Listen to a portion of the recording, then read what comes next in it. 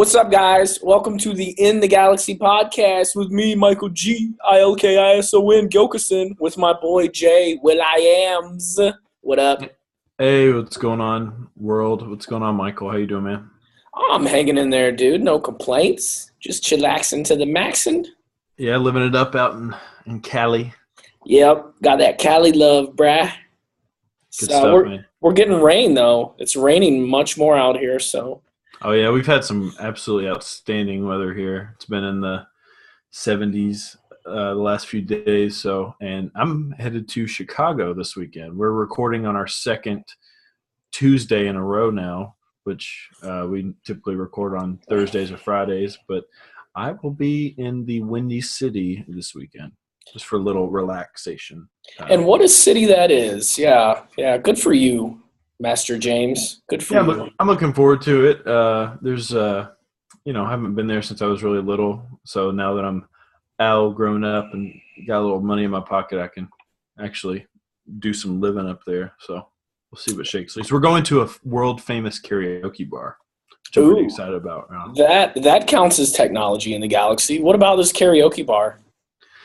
What's so special about that karaoke bar? I don't really know, other than, the only thing that I know that's actually special about it is if you come in with a party of people, like your birthday or something, they'll film everything that you do for free and give it to you. And they'll also film you doing the karaoke stuff. So, oh, wow. But I could care less about that. Do people really want to be filmed when they're doing karaoke? I'm sure that when you're drunk, you go, yeah, give me the tape. I'll take the tape. That's cool. Yeah. I mean, why not? And then when you watch it the next day, because I did karaoke, I think about a month ago, and I was singing, and I was like, man, I sound like a really good singer. I sound amazing. Then my friend was like, dude, you think you sound amazing? You need to check yourself. He's like, record it. I would have been depressed if I had watched. Yeah, I wish I would have had a recording of when you came in and I took you to karaoke. That would have been pretty. Oh my God! I'm pretty sure you did Kanye's all of the lights. I did. I didn't get to see that, but I know you did it. So. I was a little nervous when they got to the N-bomb part. I was like, okay, I'm just gonna skip over it that way. That's a good idea. Yeah, definitely. And I think John and I did one too.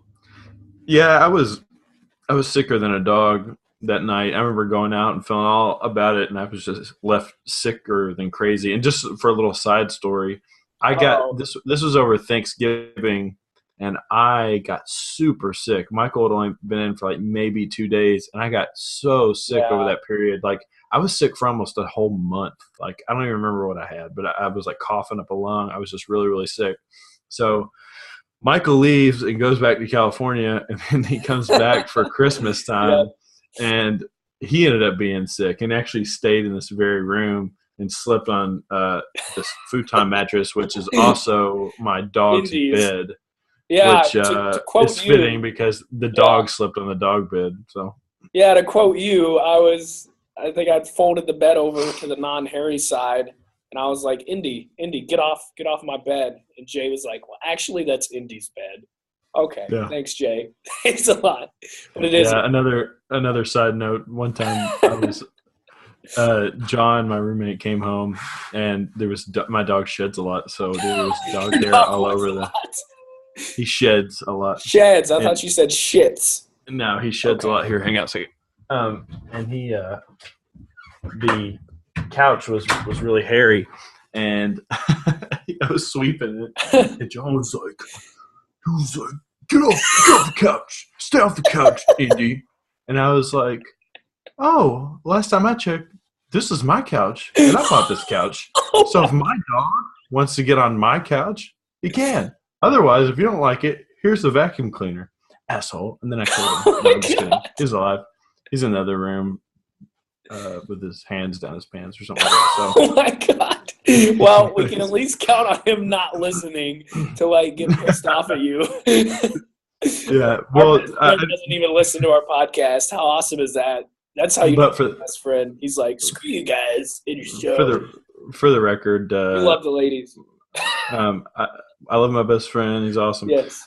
But want to give a big shout out to everybody that's checking us out on the Yes. podcast. I checked some random statistics. Not that I care. Actually, I have to look at it when I log into the site that hosts our podcast. No, Jay doesn't care. Like I do care, but I don't care anymore. I'm trying not to care. But well, go on. once we get some more people listening and stuff, I want to open up more of a dialogue with our listeners. So for anybody that's interested, we do have an email address. It's inthegalaxypodcast@gmail.com. You can send us your thoughts if you love us, if you hate us. If you listen to these records that we review, you can tell us what you think. Maybe suggest something for us to review. But yeah, inthegalaxypodcast@gmail.com. So I think it's a good way to transition into what we're talking about this week, our little Tech Talk segment. In the Galaxy Podcast @gmail.com, or you could go to GilkyWayGalaxy.com on the contact page. Either one or either one will get you there. Yeah. Today, our topic is Twitter. And not only is our topic about Twitter, but it mostly has to do with Twitter and journalism and kind of how journalism has changed.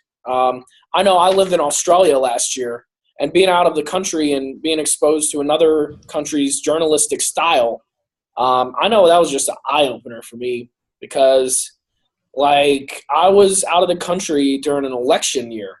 And literally, one day, literally, I was sitting watching the TV, and this Australian lady said, "Today in the news, Mitt Romney gave his speech at the Republican National Convention.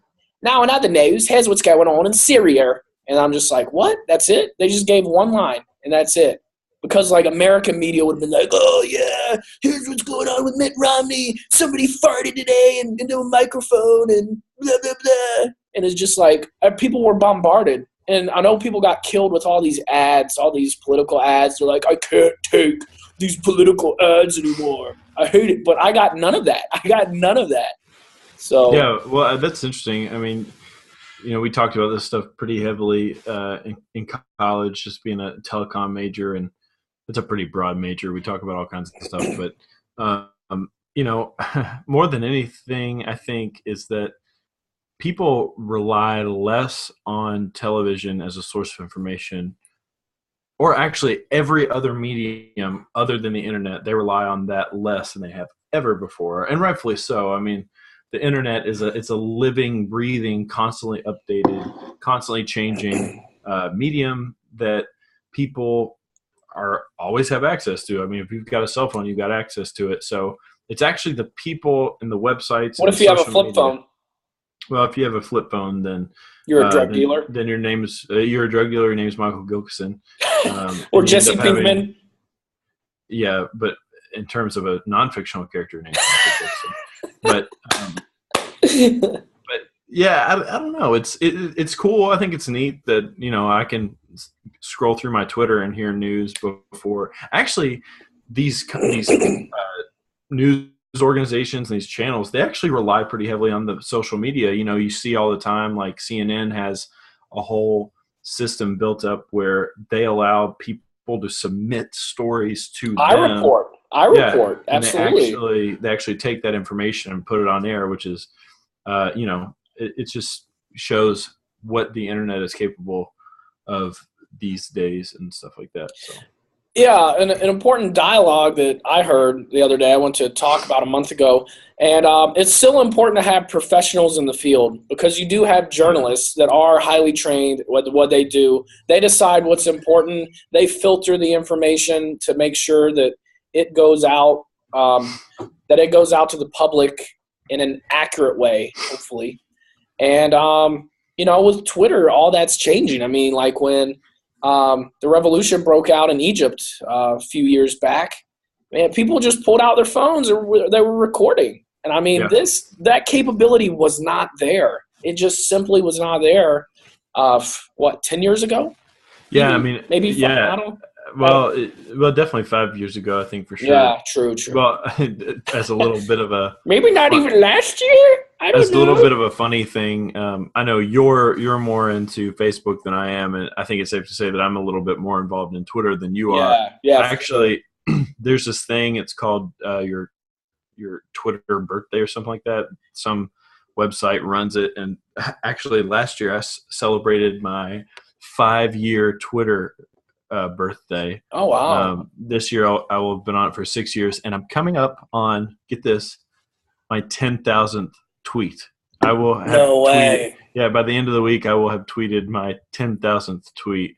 And I'm going to make it something special. I haven't decided exactly what Oh my I'm gosh! I'm going to say something pretty, I don't know about profound, but something awesome for my 10,000th tweet. But to get back to it, in terms of actually relating where we are as a society in media and how we take in media and Twitter, it's interesting because I think it's without a doubt, I mean, there's tons of stuff to support this, and you just have to be an idiot if you didn't realize this, but we are absolutely bombarded with media these days, constantly bombarded with content, messages, all this stuff. And it's hard to filter through all of that stuff, but it's also made us as consumers of content and of news and information, we've become A, more selective about what we take in, and B, we've also been more almost desensitized to the stuff that we take in. You know, when you've got all these messages going, you're like, well, I'm just not going to pay attention to any of them. So,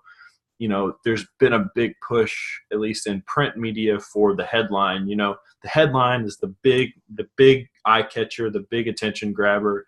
It's what draws us into the article, into the stuff of more information. And that's the first thing that we see. Well, that's what Twitter is. When you're limited to those small amount of characters and you're delivering news, you're constantly delivering headlines, which I think is awesome because, you know, people's attention spans are so short with the amount of information they have to take in today. Yeah. So with just those limited amount of characters, you have to get people's attention in that amount of space. And that timeline, it moves fast, man. You know, I mean, you know, if you don't pay attention to it for an hour, you've missed out on so much stuff. So it really makes news cut out a lot of the fluff to get your attention.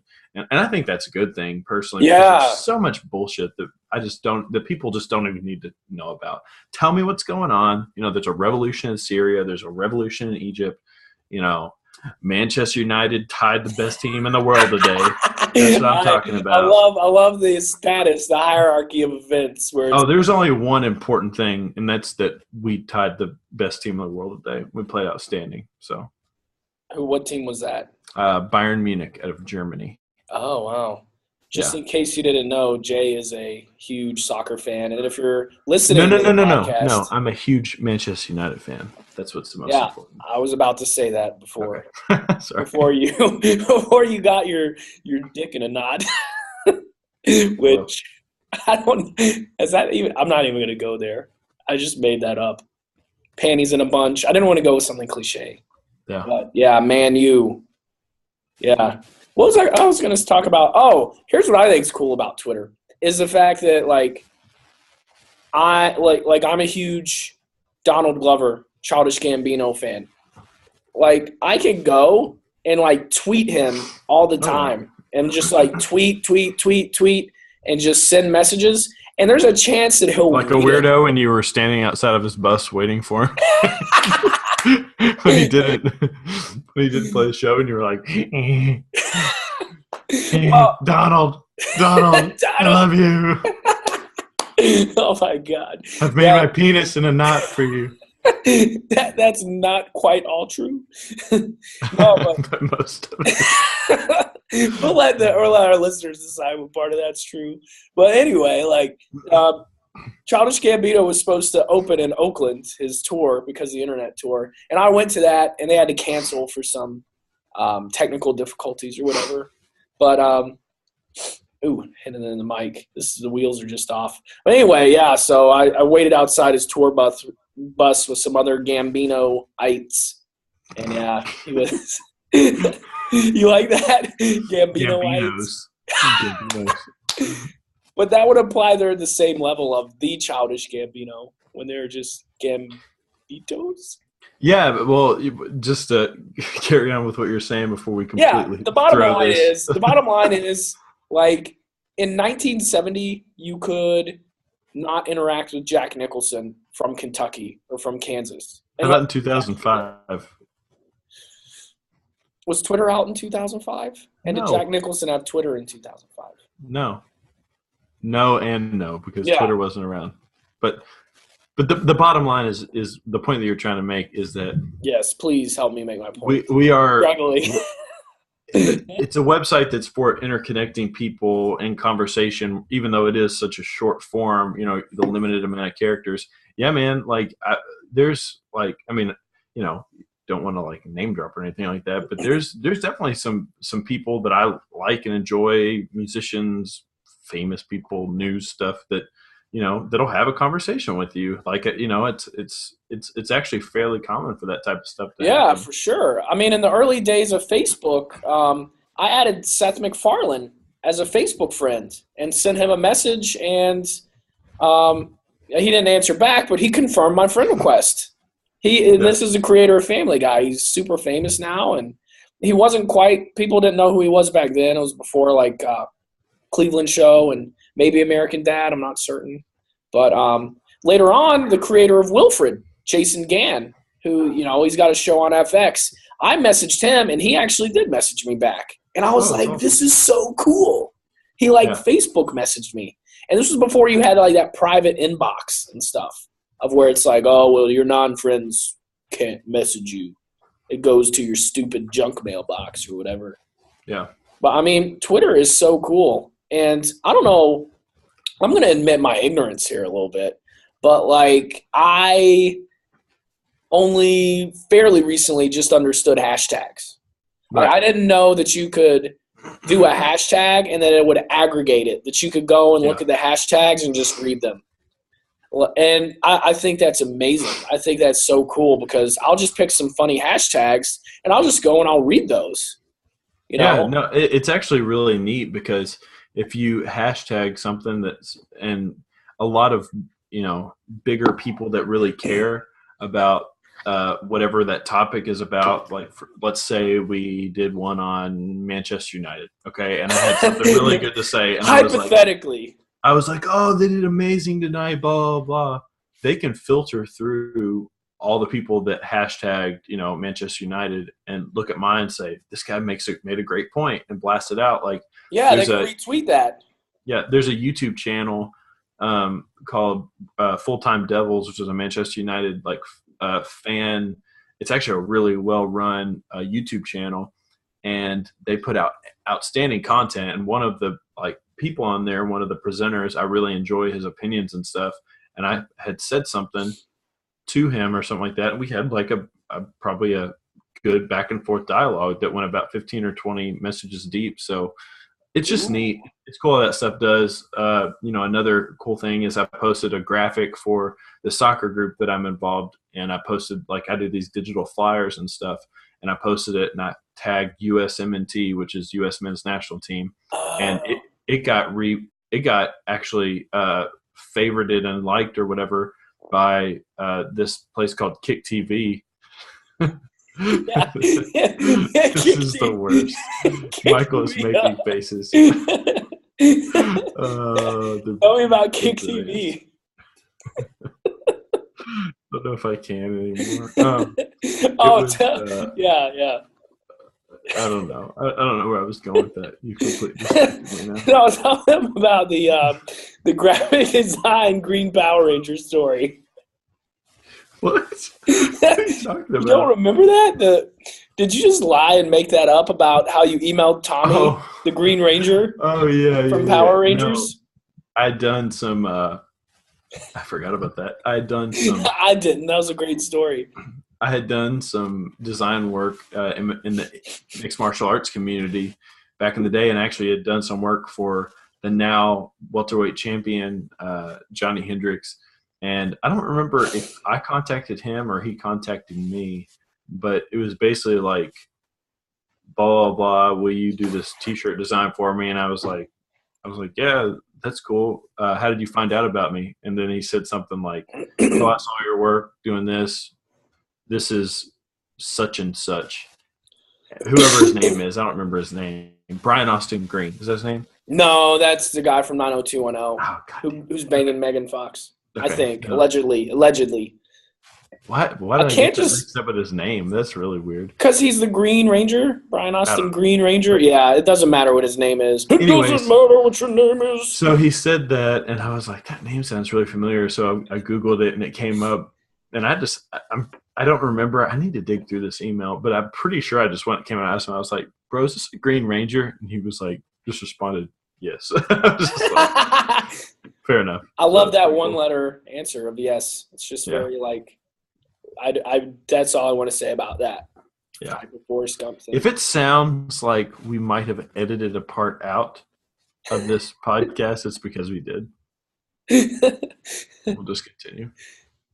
Yeah.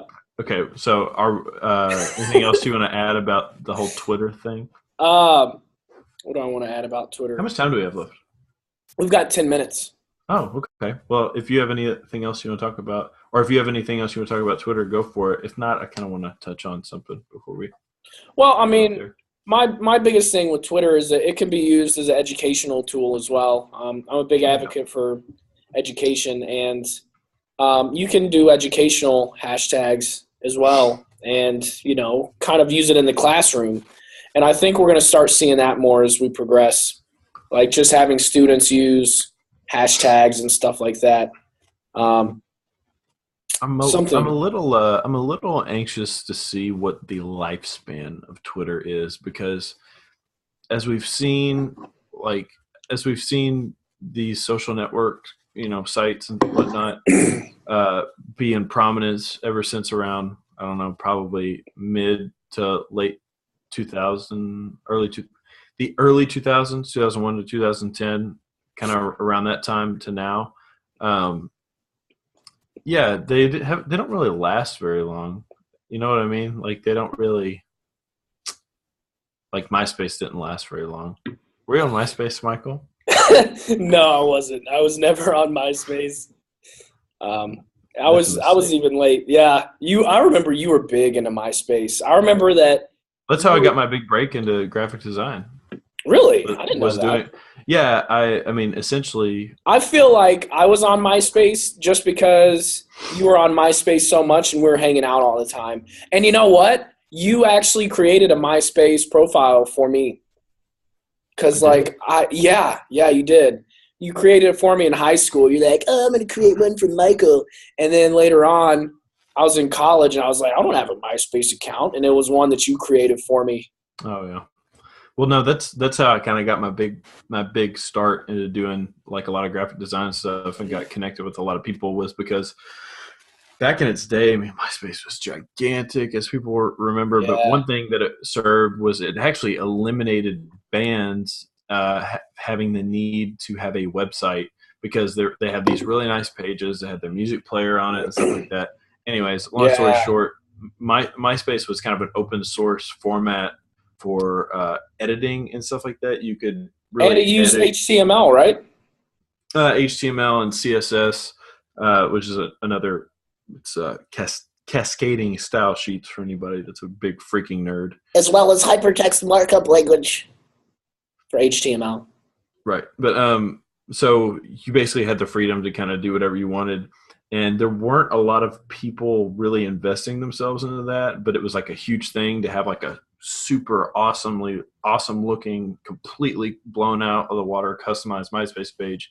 So I spent a lot of time researching how to do that, and I was like one of the only like people that was halfway affordable doing that type of stuff, and that's kind of how I got connected.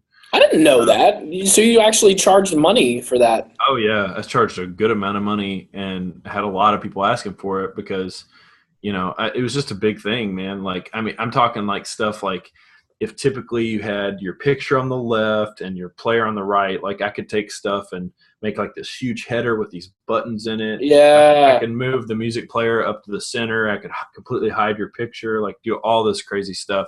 And it helped too. The coding and stuff, that was just one thing. It was the yeah, fact that I was able to do that was cool. But the other thing, it allowed me to say, well, I can do all this coding stuff, but I'm also a really good graphic designer too. So yeah. Open that up the got, window. yeah, it opened up windows for me to do like, album artwork for bands and logos and t-shirt design, all that type of stuff. So that really got my big start in doing that. But really the moral of the story, the point I'm trying to make is MySpace was fairly short-lived, and Twitter and Facebook, obviously Facebook's been around for since MySpace has, and it's actually been around longer, but it's kind of changed in format of how it's treated. Evolved a lot. Like it changes, so it's almost like it's revamping itself every time. Twitter, it's so niche in terms of like what it actually is, that I feel like it can be around a lot longer. But I mean, it's a trend. I'm sure it is, and I'm sure it's going to go away at some point. I'm just wondering how, what will replace it. So that's a good question. I mean, because things like Instagram and Pinterest are like blowing up, but it seems like people, which is another niche. It's another niche social media outlet. Yeah. Well, I mean, the thing that's smart about Facebook and really all these social media sites is that they're able to integrate together very nicely. Some people have everything linked up. They'll link their Twitter to their Facebook to their Instagram to their Pinterest, and it'll just shoot it out to all of them. Yeah. I think Jay, you told me that Tumblr did that. Yeah, Tumblr is kind of the weird one for me. When in my opinion, I think Tumblr probably has the most capabilities in terms of what you can actually do with it. And this is kind of a separate topic, but customization, I think it has the most of that. I feel like it's a completely underutilized tool. A lot of people use it. It's a blog site, and nobody even really uses it as a blog. They use it as like I found this cool picture. Oh, here's a cool video. Da da da. It's like, I mean, you could completely run a full-fledged website off of it, and I just feel like people don't really use it for its full potential. And it's something that's kind of been on it's been one of the, I mean, you've got your Twitters and your Facebooks and your Instagrams, which is like your top tier social media, and it's always kind of floated on the underground, like right beneath it. So yeah, and then you've got Google Plus just trying to hang in there. Yeah, I don't even I got on Google Plus for like the first time, and I'm going to sound like an old man. I didn't get it at all. It's like, I don't know what I'm supposed to do with this. It's just silly. It's just like, well, add me to your circle. It's like, what, a circle? Why do I want to add people to circles? I do like the Hangout feature. I think that's a pretty neat thing, which is essentially what this is, what you and I are doing, just talking to each other. But I do like that you could do stuff like that. I know they actually have classes and stuff that you can take. There was one that I was looking at the other day. This guy who's actually his name's Kurt Blue. He's a guitar player for the band Converge. He has a recording studio. He's recorded a ton of like really good bands, but he had one where he's basically doing like showing people how he records stuff, and it was like a full-fledged class, like right there on, I don't think it was on Google Hangout, but it was on one of those type of things, kind of like what we're doing here. Yeah. But I mean, it's all very interesting. It's all an exciting time that we're in, because I think Facebook will stand the test of time above all of those, because Zuckerberg's kind of made this revolutionary thing as a CEO where he'll like bulldoze and go way ahead with like privacy rights, and he'll go like 10 steps forward, but then he'll say, oh yeah, you guys are right, I'll take 5 steps back. But still, he's still gained 5 steps that weren't there before. And there's been a lot of privacy stuff come with that, and he's kind of revolutionized that whole 10 steps forward, 5 steps back type of thing. So I mean, it'll be interesting. I guess to a certain extent. I mean, at the end of the day, he's still selling everybody's information. I mean, you can obviously, there's those opt-out policies, but I mean, still, like, I guess it's not so much selling the information as just using that data. Yeah, using that data, and that's been a whole big thing for a long time. I honestly could care less, but I don't know. Nostradamus hat time. We got 1 minute to Nostradamus. I don't know if I'd be surprised if Facebook was in the same state that it is 10 years from now. I would be very surprised. Right. Well, I mean, it wasn't even in the state that it's in now, 10 years ago. Remember when the news feed Yeah. came out? How people flipped their shit when the news feed came out? Oh my god. Yeah, absolutely. I mean, That I was could see crazy. Facebook just as easy being something like some sort of information community hub. I could see it still being a community, but maybe not in the state that it's in now, as like these pretty much individual billboards for people. Like, oh, here's my billboard. Let's look at Jay's billboard. Oh, it's got his pictures. It's got his birthday. It's got what he likes to do. It's got the people he's talked to. Like, I don't know if that's going to be something for much longer. I don't know. We'll see. It'll be interesting to see. Well, that's time for us. Yeah. This has been Technology in the Galaxy with me, Michael Gilkison, and Jay Williams. Thanks, Jay. We'll catch you guys next time when we talk about album reviews, which Alrighty. we are doing Eminem's album, Marshall Mathers LP2, and Codaline. Did I say that right? Codaline. Codaline in a perfect world. Yeah. All right, we're out of here, guys. Thanks for listening.